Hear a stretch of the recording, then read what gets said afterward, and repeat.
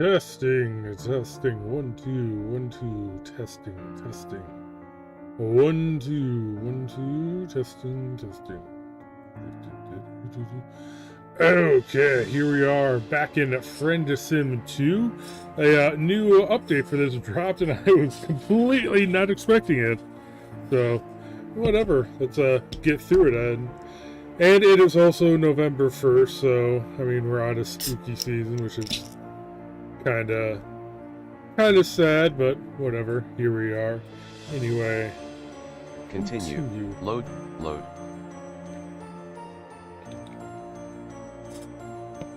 Load slot 2. April 26th. Okay. Load slot 2. Friday, April. Miss Barr's journey will continue in Volume 13, The Tower at the End of the World. Continue to the next volume. This route contains content warnings for depiction and discussion of death, depiction of minor body horror, being stalked/hunted, discussions of genocide, depictions of blood, depictions of violence. Player discretion is advised. Okay. Zebed keeps adjusting things in a way that feels distinctly nervous to you, not that he doesn't know what he's doing. I have no idea exactly what we were doing so before this. Uncomfortable about it all. It's been a while. Part of you doesn't even want to say anything, part of you is so burned out on everything that you just want to not feel anything anymore. But the other, bigger part of you can't do that. The part of you that cares so much about the people around you.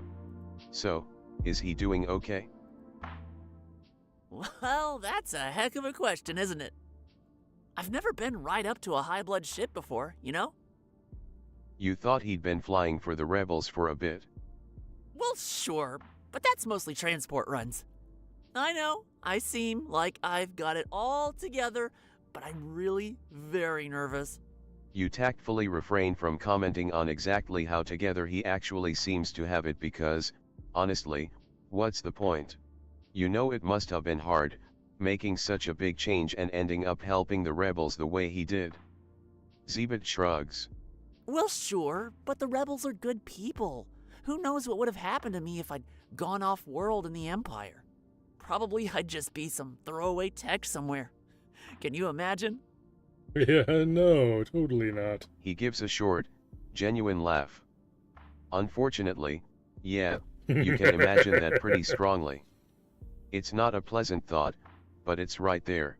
You've seen what happens to your friends who went off-world and it's pretty universally unpleasant.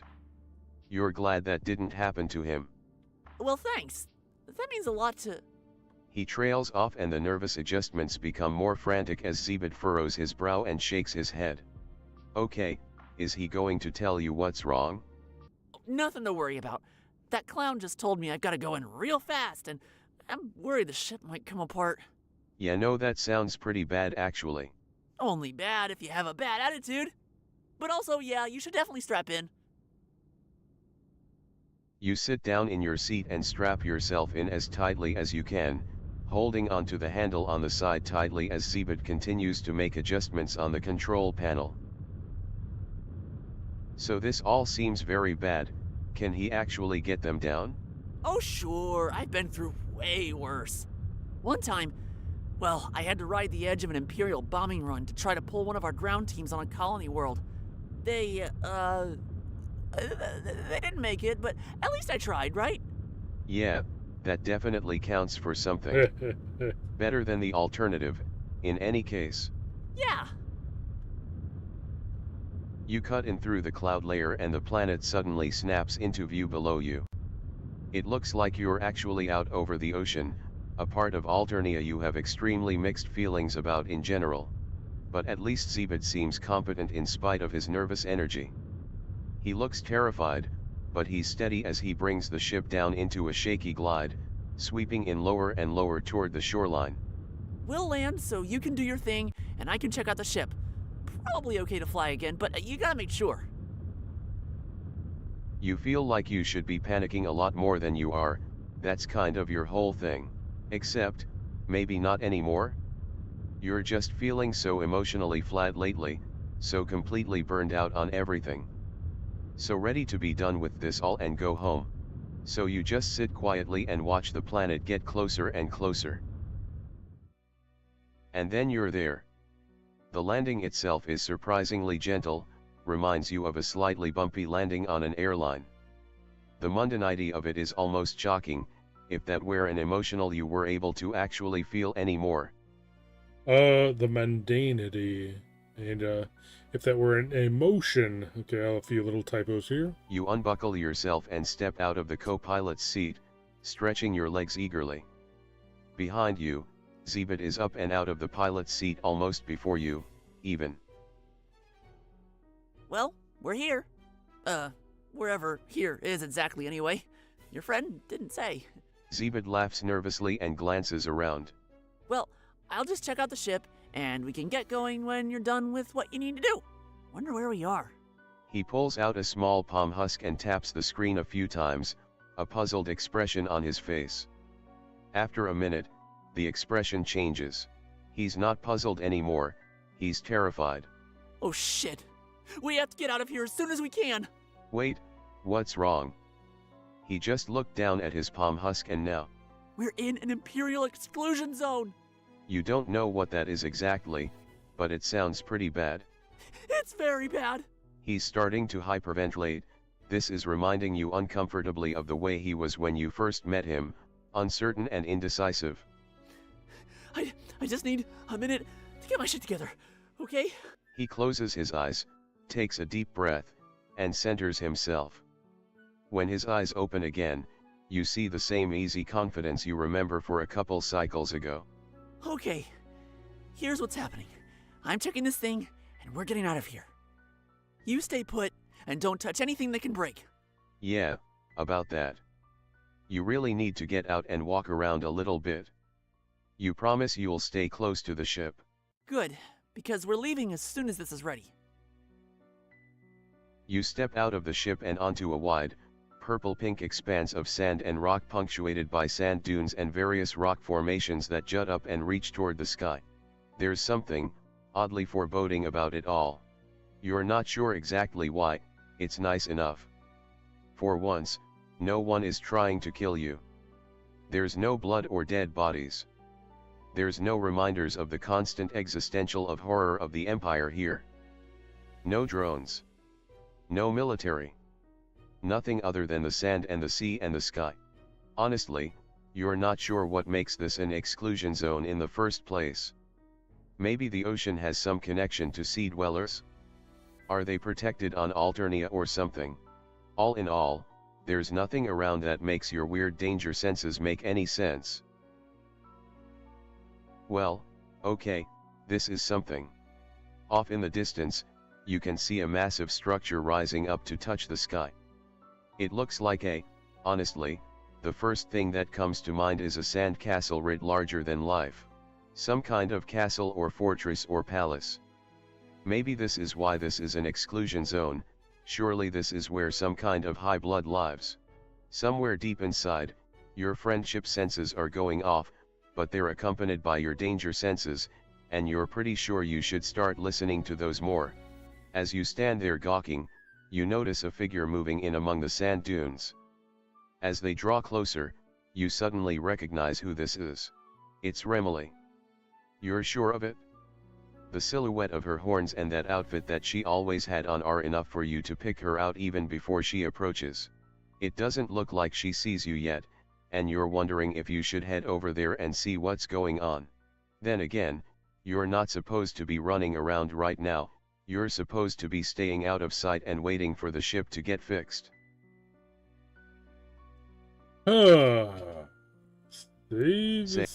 Save slot 3.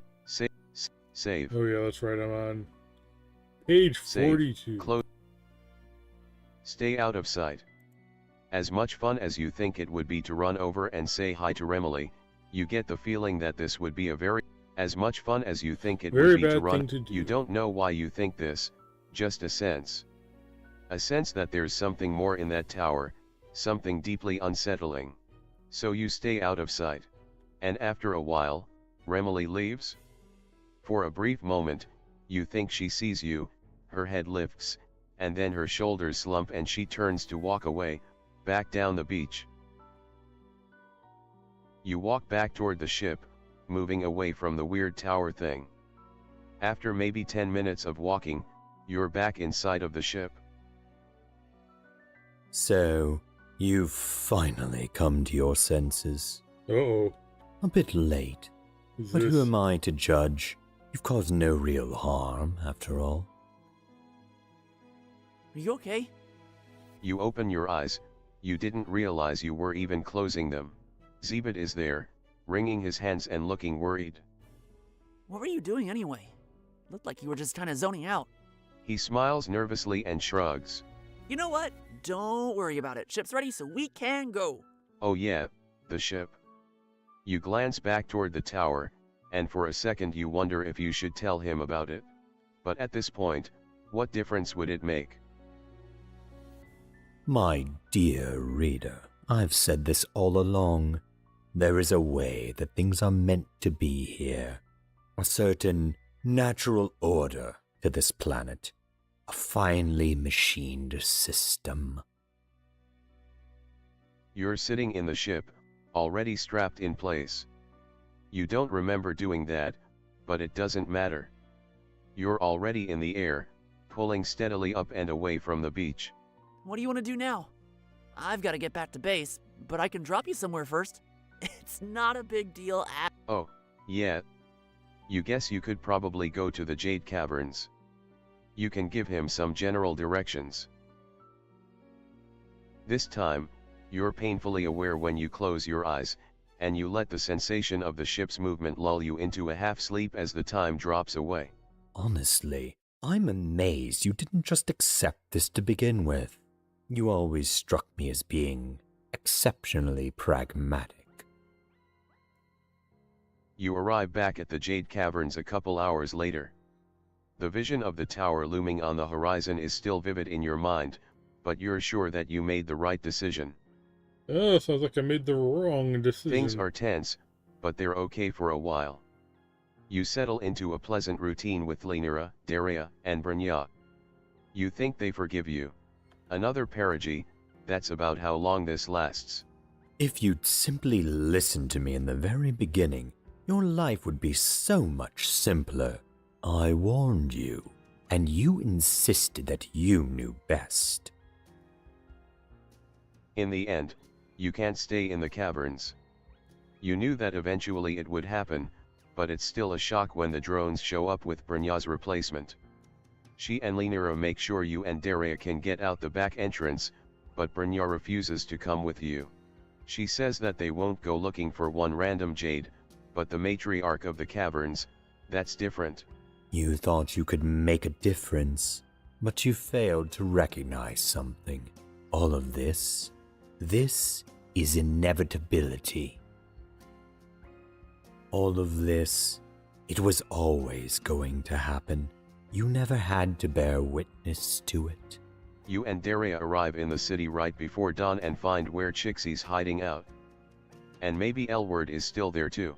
Daria doesn't want to speak to you anymore, and Chixie, she just looks betrayed. You spend the world's most awkward day watching them get drunk together. Why are they mad at me again? I'm not entirely sure I remember why. Elward is nowhere to be found. That evening, you leave without saying another word. You're trying to get in touch with Malek, but you can't seem to get through to him. His chitter hasn't been active for a week, and you keep checking the Imperial alerts to see if there's any notifications about him, but nothing ever shows up. You go back to their base, but the building is nothing more than a burnt-out husk. You suspect that the Legis Corpus were responsible. You chose to see this. You spend another 3 days in the city, Wow. trying desperately to stay out of sight. It isn't easy, but you've had a lot of experience at this point. Your palm husk is just about drained, but not enough that you can't check the news to see the story about the apprehended Gold Bloods that escaped from their fleet assignment. About the Olive and Bronze Blood rebels, killed in a gunfight with Legis Lacerators while trying to get back to their stolen ship. About the rogue showmaster who was turned into the Imperial courts by his ever-loyal Kismesis. All you had to do was go back home. The simplest thing in the world. I warned you, simply out of concern for you. Your mistake was thinking that my concern was born out of malice. But, my dear reader, I never hated you. You think that another perigee passes as you spend your time running and hiding in and out of the city. Friends disappear, Amnesia and Tyrna are nowhere to be found. Wanchi posts something about Ascension and then, nothing. You go back to the cave where Lank was hiding out, hoping to find someone that you know. Of course, he's gone too. You don't have any idea where, there's no trace of what happened to him, and if he left you any indication it was wiped out sometime in the last couple perigees. You spend your nights looking up at the stars, hoping that your friends up in orbit are okay. But the truth of it is, you don't think they are. Everything Jeez. I said, everything I did, it was born only out of concern, out of a deep and abiding worry for your circumstances. After a while, you're running out of places to go. You try to get back to the city to find Chixie and Daria again, maybe they'll be willing to let bygones be bygones, but they're gone too. Places you once knew are abandoned, drones and Legiscorpus patrols are everywhere, you can't seem to get in touch with any of your old friends. You're holding out hope that at least you can get through to Stilsa and Theseus. The last two, the ones you're sure are still alive, at least. If nothing else, you cannot say I didn't warn you. And then, one day, you see it. A small bulletin about the Legiscorpus finally apprehending 2 rebel Teal Bloods in a small town not far from Outglut. And you know, there's no coming back from this, no grand rescues or daring escapes. If only you had simply listened to me, none of this would ever have happened. Who is this? How much longer do voice? I you don't even have remember on Alternia? Eventually, you know that someone will find you, and on that day you'll finally be free of this place.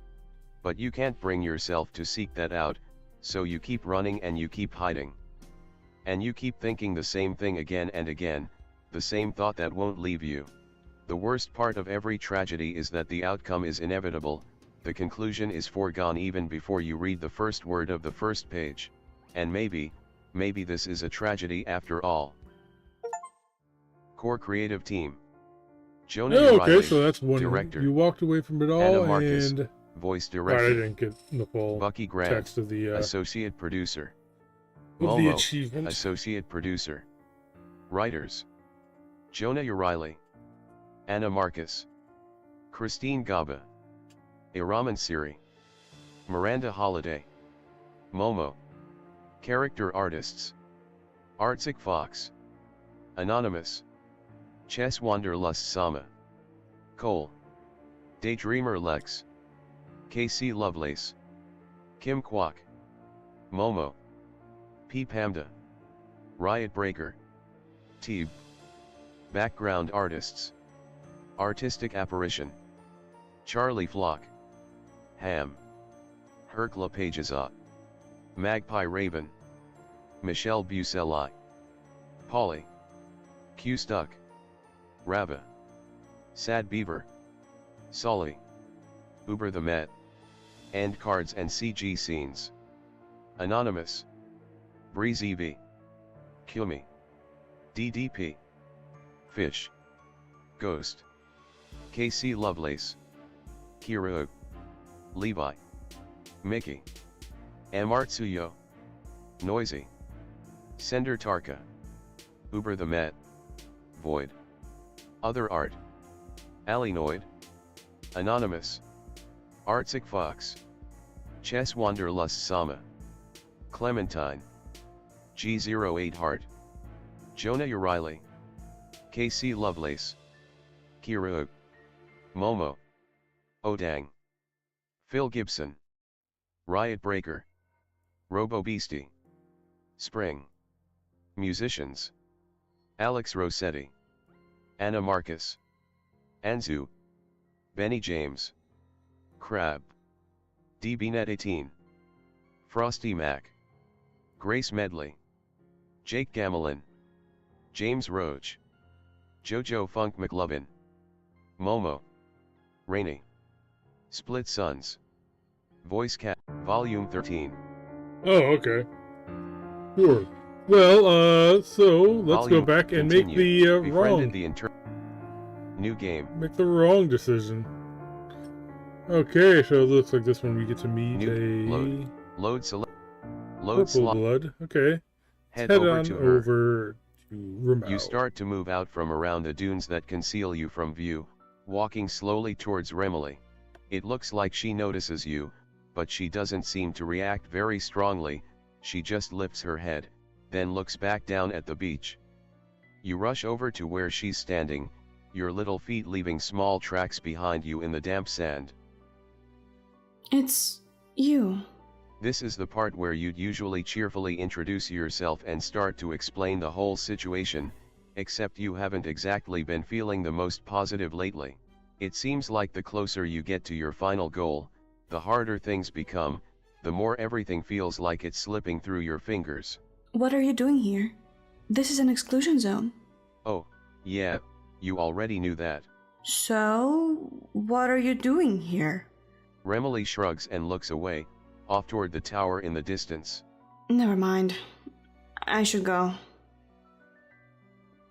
Rule D. It seems like this one there's a lot of little typos and whatnot. What's going on? You decide that now is actually the best time to explain things. You've got a way off the planet. You've got a way that she can get away from everything. A way she can be safe. You're used to a mixed bag of reactions to this speech, but Remily actually looks genuinely excited. Oh? You know a way to escape the Empire? Well, yeah, that part was definitely implied. Oh, good. You need to come with me. I have someone you should meet. For a moment, you feel like maybe you should turn back, to go back to the ship and just wait until it's fixed. To actually listen for once. Alright, is maybe the adding the E after the should, is that like part of her quirk? I forget. But something inside stops you. You already made that fateful choice, and now you're in it for the duration. So you follow Remily along the beach, towards the tower in the distance. It's a walk shared in silence as the looming shadow above grows deeper and deeper. You enter through a massive gate and into a grand hall that stretches up to a staircase at the far end. It's opulent, reminds you of a castle back on Earth but done up in the strangely organic style of so many Alternian structures. You need to be very careful in here. The mistress of this place, you need to show her proper respect.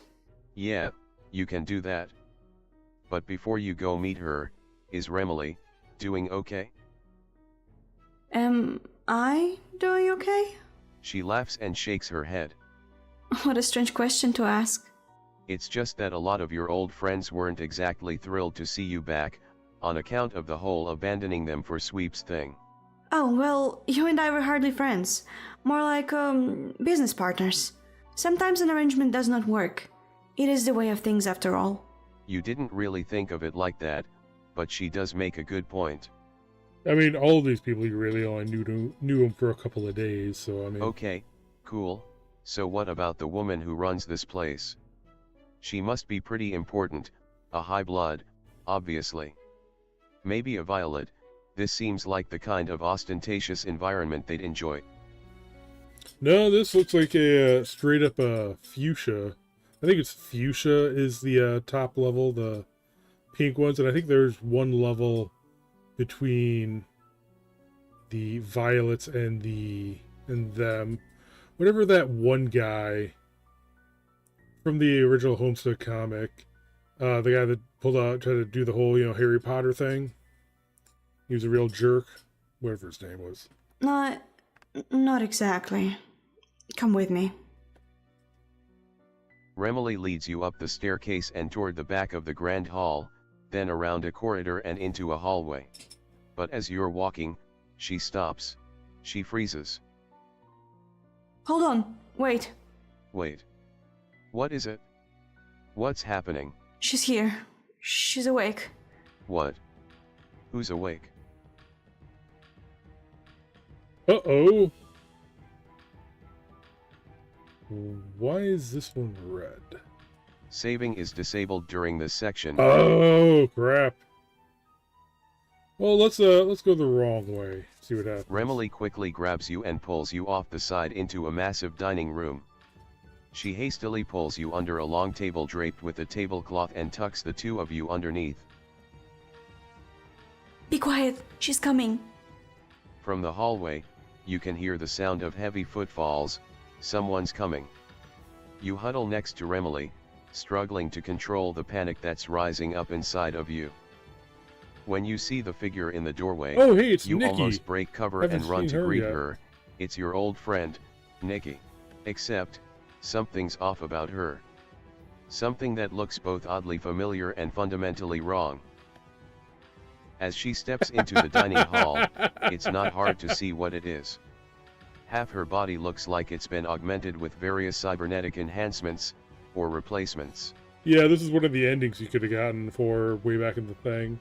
Where, like, she ends up falling into the pit and gets, mangled. And the way she moves around the room reminds you of a wolf trying to sniff out prey. Remily puts a hand over your mouth, but you don't think you need to be reminded that it would be extremely bad if Nikki were to find you. You can barely control the shaking in your hand. You need to keep yourself hidden. Stay in the blind spot. Stay in the blind spot. What am I? Saved screenshot as d:\steam /steam /common /friendsim 2 /screenshot 0001.png. What? Stay in the blind spot. Like the mouse? Saved screenshot as d:\steam I'm gonna... /steam /common /friendsim 2 /screenshot I'm just gonna let this one fail. 0001.png. Here we go. Saved screenshot as d:\steam /steam /friendsim 2 /screenshot 0001.png. You slip, and you start to fall forward, only to catch yourself at the last minute. But it's too late. Nikki grabs you and hauls you out into the open. She's strong. Too strong. You don't stand a chance of getting away. Not that you don't try. You thrash and wriggle and try to slip out of her grip of literal steel. It's useless. She holds you without a shred of mercy, without even a glimmer behind her cybernetic eyes of recognition or compassion. Your vision is fading. Nikki squeezes her hands around your throat. Oh no! The council will see you now. What's the council have to say about this? You move the little stick around. And that's what controls the character. No, you don't control him. You keep the cans from hitting his head, see? Yeah, I see. This is neat. It doesn't let me have anything like this. Doesn't let me have anything. I'm sorry. That sounds horrible. Something feels off. You don't see any of them. Psst. I can hear you, you know. Who are you talking to? Don't worry about it. Just an old friend. One I expect we'll be seeing very soon. Well, that made me lose the game. We should stop playing anyway. He's going to wonder where you went. I hate him so much. He's not even my real Ulysses. And you need to get back before she gets worried. You're pretty sure you're dead, actually. Nonsense. Death is just a state of mind. My young friend here can send you right back. Do I have to? I wanted to keep playing. Later. Remember what we talked about before? I know. Preserving the sense of narrative investment is critical to ensuring a positive outcome. That's right. Fine. So basically, sunk cost fallacy. Stay in the blind spot. Okay, I'll actually do it this time. Finally, Nikki glances around the room once more, grits her teeth, and turns to stomp out again. Next to you, you can feel Remily shaking. The two of you sit and wait for a while more, and eventually your heart stops hammering in your chest and you can breathe normally again. We should be okay now. Okay, before you do anything else you need to know what the entire hell was happening there. You remember Nikki? You knew her. You trained together and everything. I doubt your friend has retained much of herself, sadly. But what happened? You've seen some pretty horrific stuff over the last, but this is something you've never seen before. Remily shrugs her shoulders and stares down at the floor. I don't know what to tell you. The two of us, we've only been here for a little over a week. Okay, sure, that's definitely information you have now. But why is she even here? Why is she like that? Once again, Remily shrugs. I still don't know what you want me to say. I didn't know her. I don't know why any of this is happening. But maybe she can answer your questions. You walk back toward the grand hall, pausing on the stairs briefly to look out over the cavernous structure.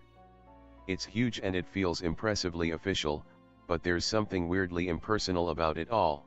It's like everything here was designed to convey only the sense of imposing formality, but not to serve the needs of anyone in particular.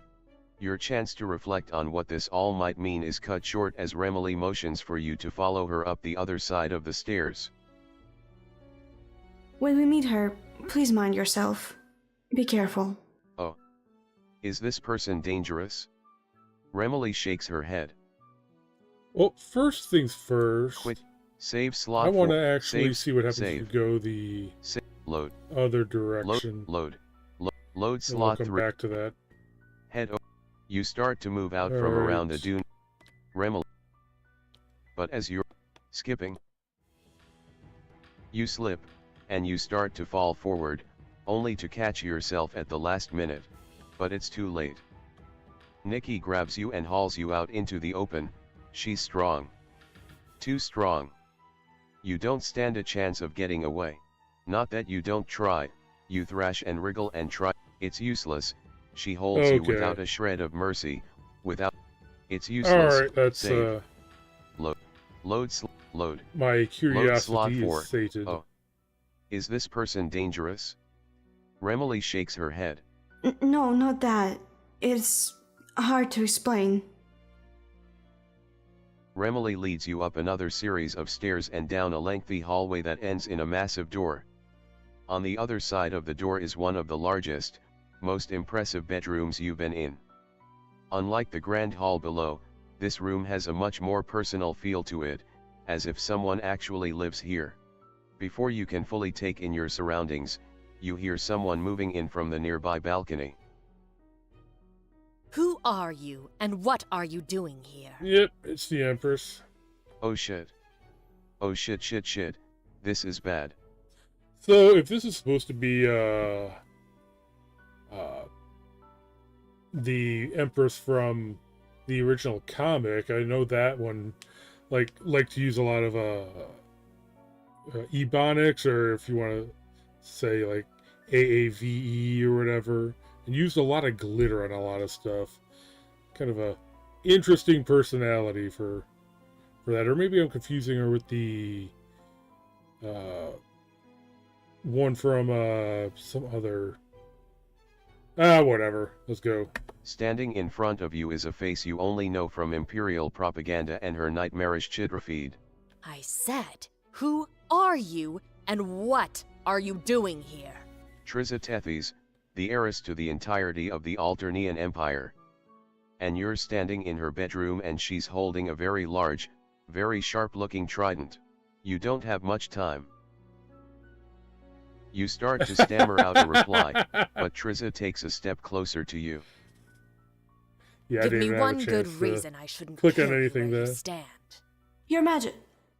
I told you never to call me that! Triza wheels to stare at Remily. When she speaks again, her tone is different. I told you not to call me that. I'm sorry, Teresa. What the hell is happening? Triza turns back to you, but slower this time. Before she can ask who you are a third time, Remily interrupts. This is an alien. The one that's been on the alert network. They say that they know a way out. A way off the planet.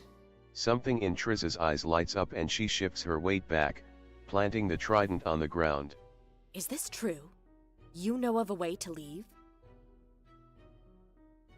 Of course.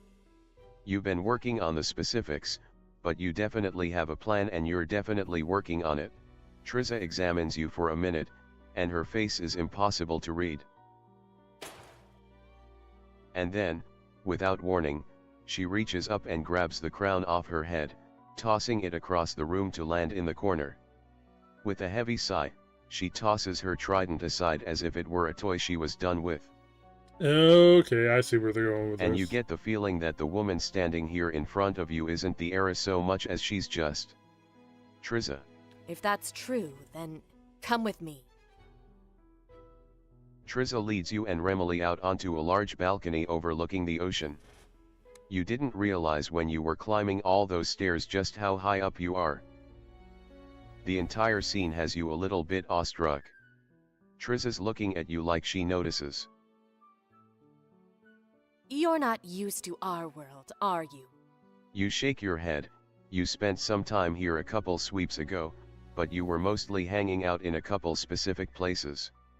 You never saw anything like this. It's impressive, isn't it? You nod, enthusiastically. You're still trying to sort out why she's talking to you so casually, but you figure a little bit of positivity can't hurt. It's a prison. An opulent prison of shining glass with gilded walls, but a prison all the same. She stares out over the water, frowning. Remily, can you give us a moment? Okay, I think that's the first time we've actually heard it, Ramel. I've been pronouncing it Ramel, but I guess now that someone in character in the universe has pronounced the name, I guess it's Remily. Oh well. Remily nods quietly and fades back into the bedroom, Can't leaving really you trust and the Triza audible, standing so- alone together on the balcony. There's something about Triza that strikes you as being oddly familiar. Like someone you met in another life once, in a dream of a dream, the memory of someone who lived her whole life under a shadow. I suppose you have questions. Yeah, you do. You shake your head, as if that'll clear out the fog you can feel forming over your mind.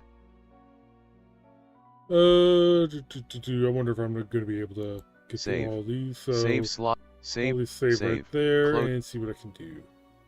What is she doing here? There are a great many answers to that question. Perhaps you'd consider being more specific. Well, you kind of expected that she'd be, you know, running things. You know she's not the Empress, but doesn't she have responsibilities in the Empire all the same? Of course I have responsibilities.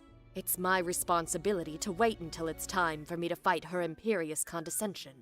And then it's my responsibility to kill or die.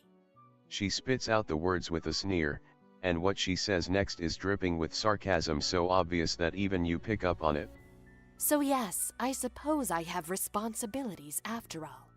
Important ones, truly vital to this great empire. What happened to Nikki? You're trying to keep the panic out of your voice, but you don't think that you're really succeeding. You're worried about your friend. She seems. Your friend is dead. What? No, she's not. No. You saw her just a few I minutes like ago. Nikki. I was looking forward looks to like running she's been into through Nikki in this something. game. But it wouldn't be the first cybernetic Jeez. friend you have. No, your friend isn't there anymore. Whatever they left, that's someone else. Something else. But why would anyone do that to her? Because every palace needs a loyal bark beast. Wait. Why isn't she, you know? You know. I can assure you that I don't. Why isn't she trying to kill you or anything? You thought that the heiress to a galactic empire of untold cruelty would be, maybe a little bit hostile? You've met so many in your time, have you? Well, actually, you have, 2 nickels and all that stuff. Although neither of them was particularly mean to you. But you thought she was different than that. You had this sense, somehow, that Triza was going to be someone who was a real threat. You don't know me very well, obviously. Well, pretty much all But- we've gotten from her was from her Chitter feed. And that's probably curated by some marketing But folks or isn't she whatever. the heiress? Can't she just do what she wants? Can't she just leave and go wherever she pleases? Triza shakes her head and frowns. If only it were that simple. But there are reasons I can't leave anymore. It strikes you as odd that she chooses this specific way to phrase things. What do you mean by that exactly? Never mind. It's not important right now. Triza narrows her eyes, but she doesn't say anything else. So, in one of the Hive Swap games, it basically shows Triza like taking a selfie over some like burning rubble. So this definitely seems like kind of a character 180 they're trying to put in here right now, but whatever. Can't really expect anything to really be truly canon here, can I? Is Nikki keeping her here? The heiress actually laughs at you when you say this. Wait a minute, what did you say? You honestly believe that she holds me here? That this bundle of steel and hatred makes the smallest difference in what I choose to do? Yes. You saw Nikki before and she was terrifying. You think that she'd probably be able to give even Triza a run for her money. I said before she was this place's loyal bark beast. Triza's gaze flits downward and a deep frown crosses her face. And maybe that was too harsh of me. I cannot bring myself to hate her, only to feel my heart break for what she has become. So if that's the case, why can't she just leave? She said it was a prison, but if nothing keeps her here. I didn't say that. I said that Nike isn't the one keeping me here. Nike? I've always been saying Nikki. There are other reasons I'm bound to this place. She glances back toward the bedroom where Remily is standing, patiently waiting. I was never able to muster the cruelty required to walk away. What's Remel? What's Remily Remily. doing here? Alright, You that's were how they wondering pronounce it. about her before. She was an artist, but her chidra was deactivated. Honestly, you thought she might have been killed. For all that she's been forced to become, she might as well have been. Remily is... She serves me as I see fit. But she serves the Empress above all else, and the Empress's hidden left hand. Hidden, left hand. Yes, the one that holds the dagger. Triza's face grows dark as she leans back and stares out over the water. So she has her place here. She assists me how she can, and she has her specific duties for the Empress, which include, I believe, spying on me. Triza heaves out a long sigh. I can't hold it against her. The alternative would surely have been unpleasant. About her chitter. About her chidra. Triza shakes her head, laughing softly. Did you say something funny? You were trying to be serious. No, it's just that it hasn't been my chitter for several cycles now. Yep, see what I mean. One of Remily's duties here is to maintain it and provide the sort of content that the Empire has decided I should produce. Triza doesn't seem to like the idea of what her own chidra has been posting very much. And when you think back on it, there seemed to be a distinct shift in tone.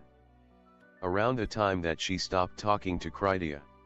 Oh, Triza looks angry. Why would I be angry?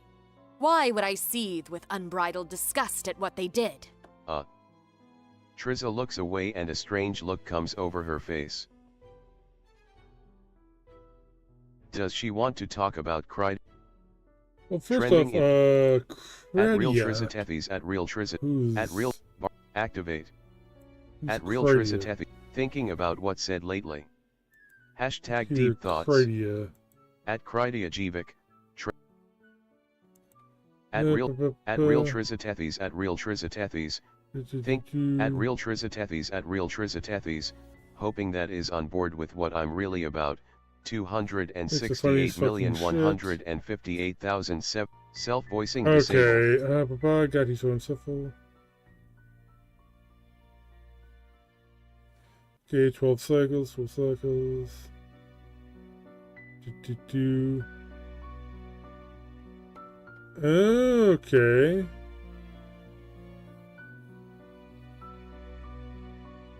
Do. Follow her. Who was Krydia?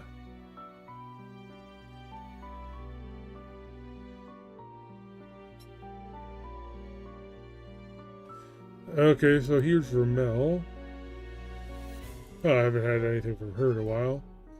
Almost feels like I need to go back and kind of Tirona. What did Tirona do again? Yeah, it almost seems like you need to kind of keep up on this, and it'll kind of tell you there's a lot of kind of unfold a lot of the mysteries. Our data.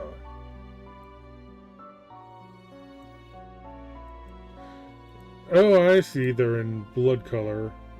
Oh, wait, no, not really. Huh. Okay, whatever.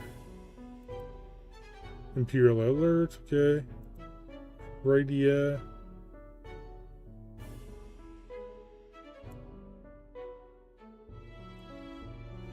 Alright.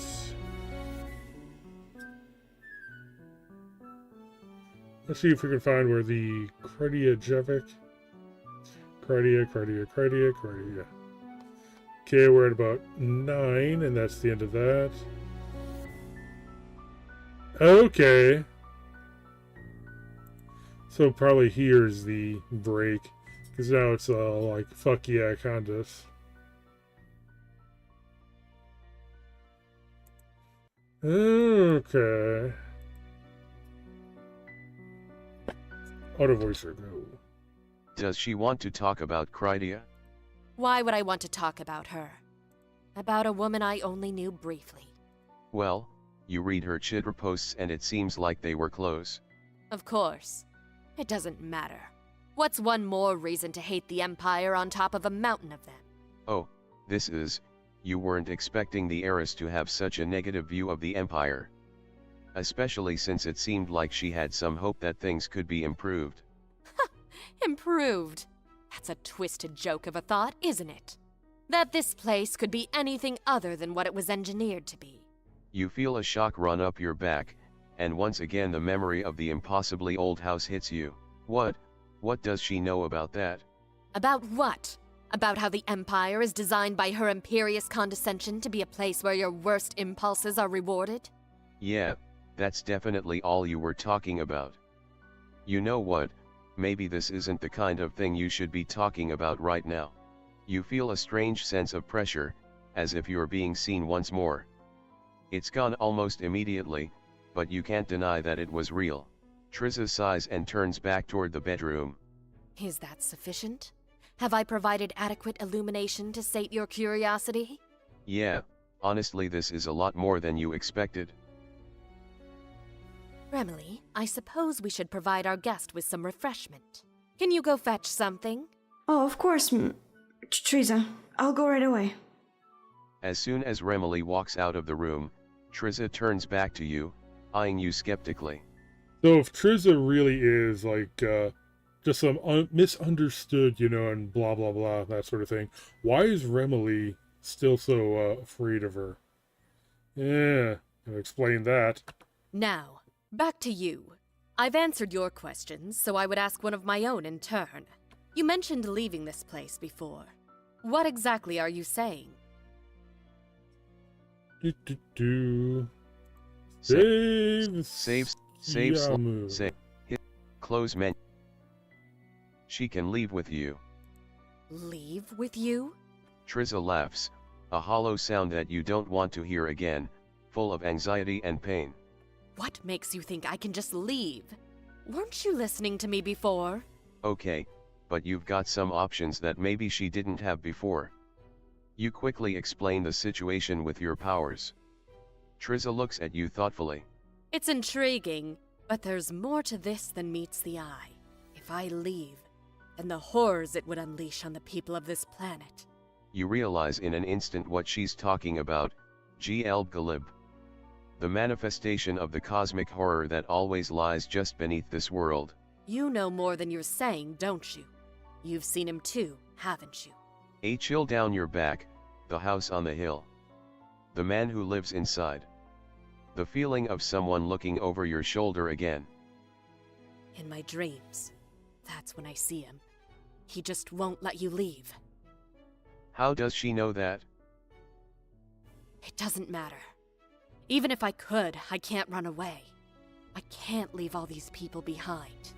As you're talking to Triza, you hear something in the distance, the sound of one of the Alternian atmospheric transports. Shit. Did Zebed really decide to go without you? But no, you see Triza's face briefly turn to a mask of sheer panic. We need to get you out of sight. Wait a minute. What's going on? He's coming! Who is coming? The Imperator. We don't have time for this. Get in the closet! You're shuffled unceremoniously into a closet in the side of the room. Something about this gives you a weird sense of déjà vu, as if you've been in a similar position in the past. But something about this feels so much worse, so much more real. Your Majesty, he's here. This time, Triza doesn't correct Remilly's use of her title. You hear her walking over to the corner of the room to retrieve her trident. I know. I saw a ship coming in. Just stay quiet and don't say anything. You hear someone coming up the stairs closely behind Remilly. My dear heiress, I hope that you're decent. We have to talk. Through the slats of the closet, you have to squint to make out the figure standing opposite Triza, the one she called the Imperator. He's tall, with the air of someone who's spent most of his life in the military. Somehow, you feel like you've met him before. You can't explain why, but the feeling refuses to go away. Petrus, what the fuck are you doing here? Haven't you already taken enough from me? Petrus laughs slowly. Oh?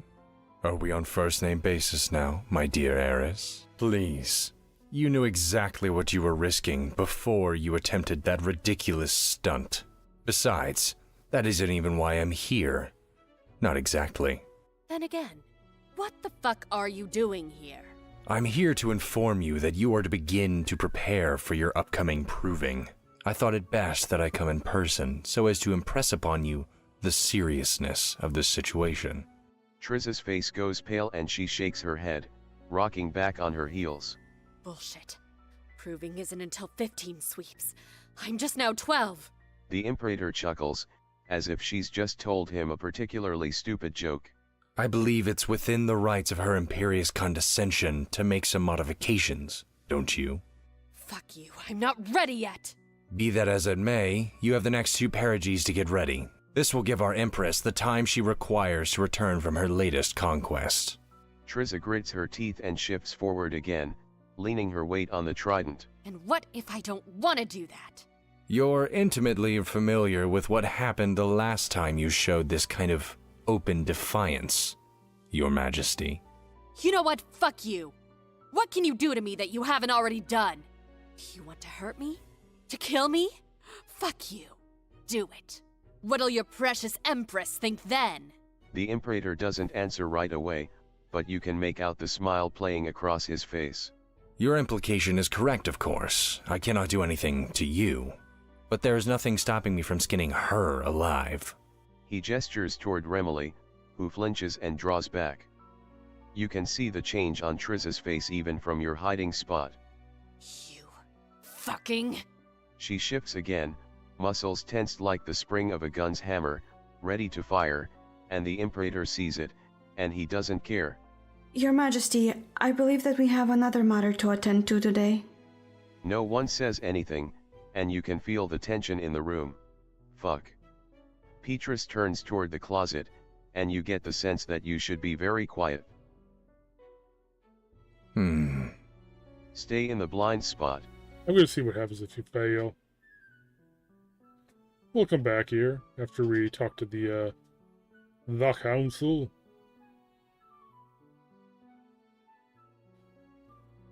Ooh. Come on, fail already.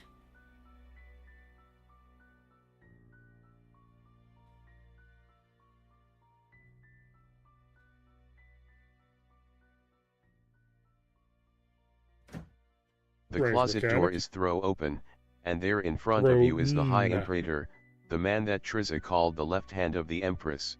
Well, don't hide yourself in there. Come out.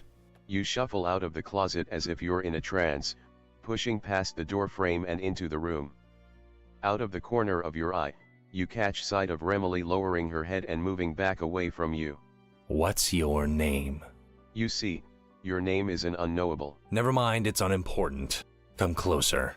You take another step toward the violet blood, toward the sharp-toothed grin. Behind him, Triza begins to move. Do you think you can strike me with that trident first, Your Majesty? Do you honestly believe that? She stops in place. Good. Your Majesty, why don't you and your servant take this opportunity to take in the fresh air? Excellent. Now, I believe you and I have some business to attend to. Dun dun dun.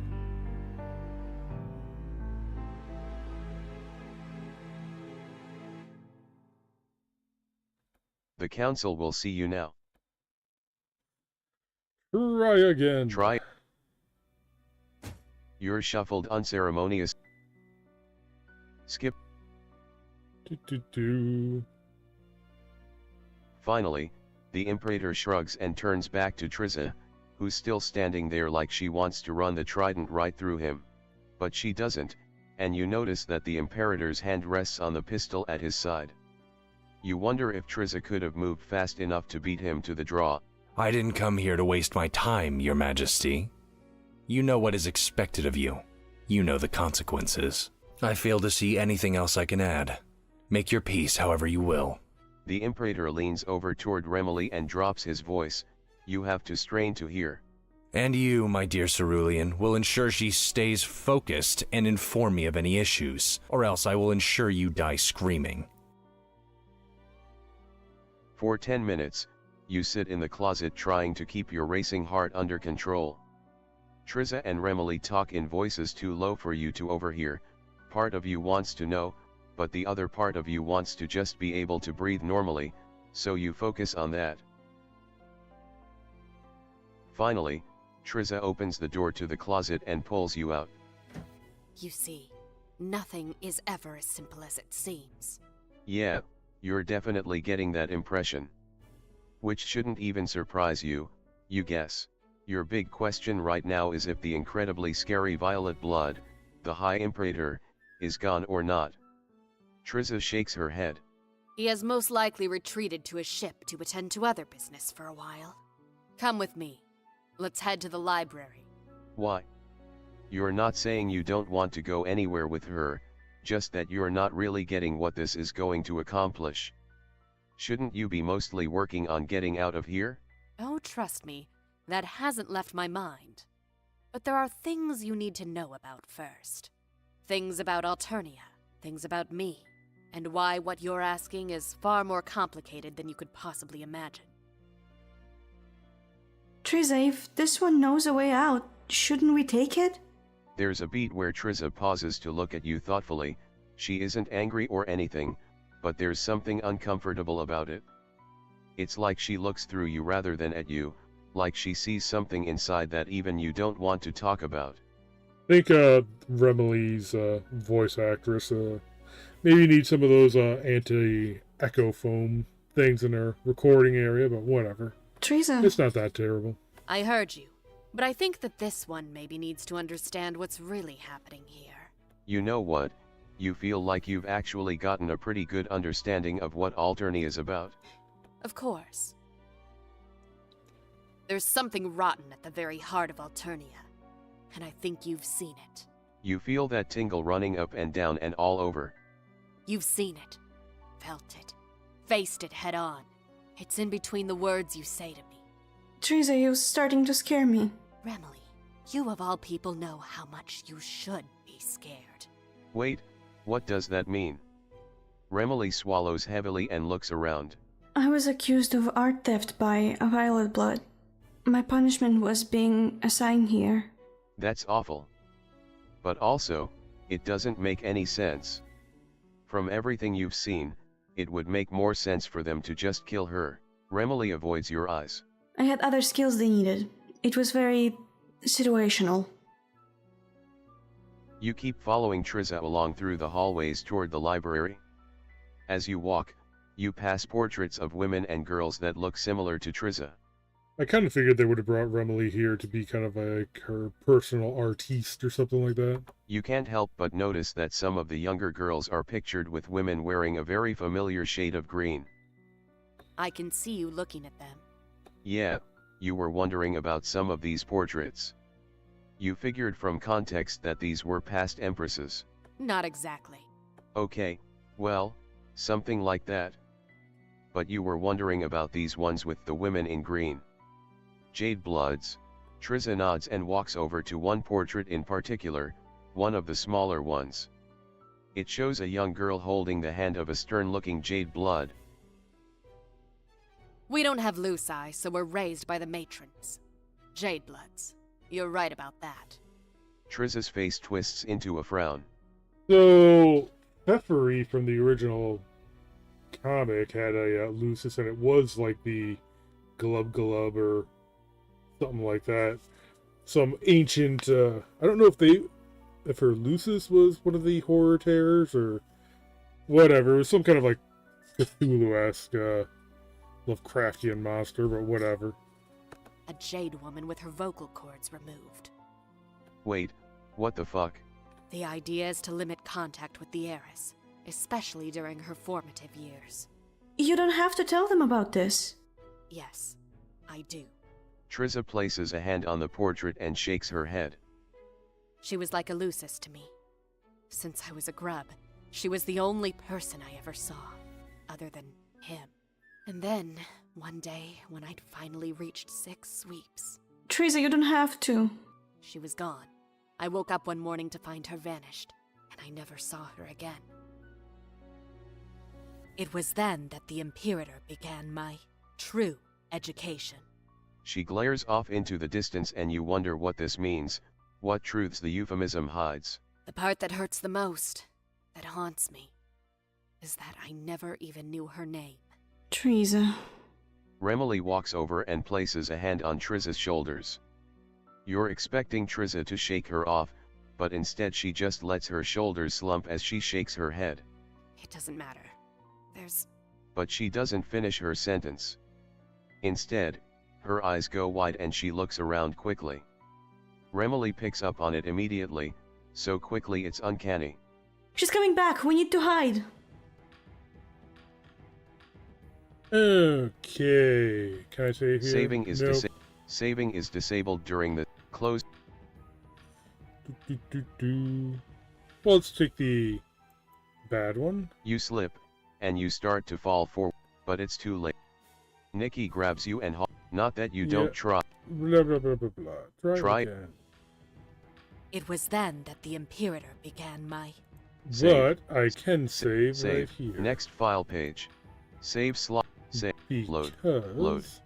Previous. Want to go back and try this? Load slot 6. You think you can help her? And how exactly do you propose to help me? Well, you see, there's people that don't exactly love what the Empire is about. And it seems like, maybe she's the kind of person who might be okay with that. So essentially, you're asking me if I want to openly support the rebels that wage war against my own empire? Yes. Triza laughs at you. If only I could. I hate this empire. I hate everything it stands for and what it does to its people. But it's hardly that simple. The left hand is always watching. She mentioned that before, but you don't know what it means exactly. Who is the Empress left hand? The one she put in charge of her military. The one who makes sure that I don't deviate. Does this have anything to do with what happened to Crydia? With what she didn't want to talk about before? What makes you think I suddenly want to discuss this matter with you? What you're suggesting is absurd to begin with. I won't entertain such delusions. As you're talking to Triza, you hear something in the distance, the sound of one of the Alternian atmospheric transports. Shit. Did Zebed really decide to go without you? But no, you see Triza's face. Okay, now we're kind of getting back into the same stuff. Skip, stay. Do. Finally. Skipping. Okay, I'm just gonna fail this. Just because then when I go back try again, it gives me a place where I can save. Next We'll save save slot right here. Load. Load this. slot. I'm pretty sure Load this is the slot 2. revolution ending. Load This is slot the, 1. Load. Load slot 1. leaving Triza. ending. It was then that the she glares off into the distance and you wonder what this means, what truths the euphemism hides. The part that hurts the most. Skipping. Remily practically drags you along the hallway back to the dining room. She finds a section of the wall panel that looks slightly different than the rest and stops. She slaps the side of it and the panel pops away, revealing a small space behind, just big enough for 1 or 2 people. Get inside. Wait a minute now, can't you? Get inside! Once you step into the space, Remily jumps in behind you and pulls the panel closed. When she speaks, her voice is barely above a whisper. We need to keep quiet. She'll hear us. Outside, you can hear heavy footsteps. Why are you back already? Of course you can't answer me. Stay in the blind spot. I want to see what happens if you fail, but at the same time, it's probably going to be just that same cutscene that we've had before. So,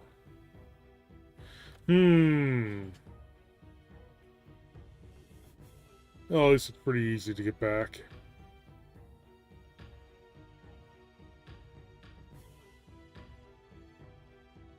You slip, and you start to fall forward. Try. Yep. Once you step into the space, skip.